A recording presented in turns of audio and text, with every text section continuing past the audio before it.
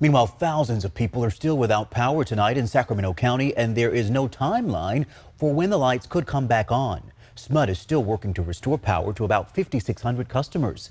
They did make some progress overnight, getting power back on for more than 10,000 customers. But keep in mind, if you live in South Sacramento, SMUD says they need you to be patient. Some areas are more difficult to access due to flooding, especially in the south parts of Sacramento County. We're having issues accessing those areas that were damaged, causing delays to restoration. So we're working as hard as we can. PG&E says they have restored power to about 400,000 customers so far, but nearly 3,000 customers are still in the dark. PG&E is blaming delays on hazardous conditions like flooding, mudslides, and road closures. Meanwhile, the power is back on at the Margaret McDowell Manor in West Sacramento. We're told it came on around 12:30 this afternoon. People living at the senior living community went more than 24 hours without power. Local law enforcement, volunteers, and community members all helped out in making sure the hundreds of residents were taken care of. And the city of West Sacramento announced today a warming center is now open at the West Sacramento Fire Station 45 on Lake Washington Boulevard.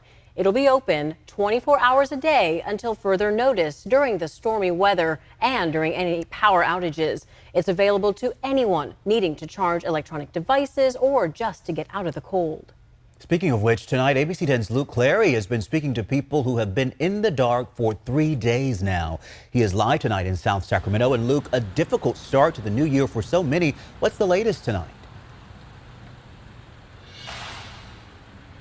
Yeah, hey Chris. Well, we're standing in a small neighborhood park in South Sacramento. This is just on 47th Avenue and Franklin Boulevard. It's called Bowling Green Park, and a number of large trees came crashing down on Saturday night, including that huge eucalyptus tree that you see behind me. It was just uprooted and fell over. In fact, park officials have blocked off access to this park as a result of the hazard that this tree and others still present to people.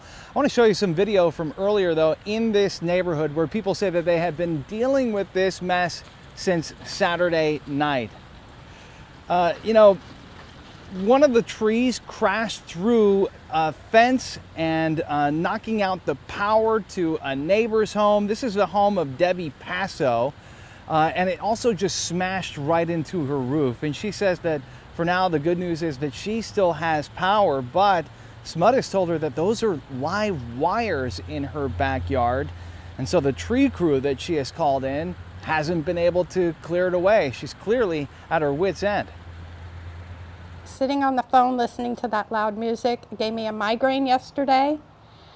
I just need help. I can't do this on my own. They won't listen to me. I need help.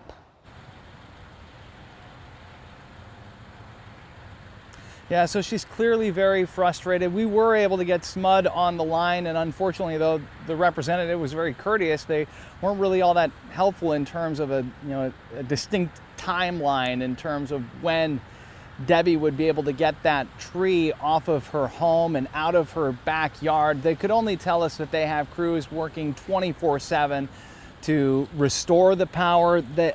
SMUD has told us that they have 60 power poles that need to be replaced, and each of those takes 8 hours plus for crews to actually get in there and do the work. So many customers will continue to be without power for a matter of days. Again, though, Debbie and many others in this area are just absolutely at their wits' end, going on day 3 already without the power. And again, with trees falling on New Year's Eve, it's just terrible timing for everybody, and the weather certainly isn't cooperating.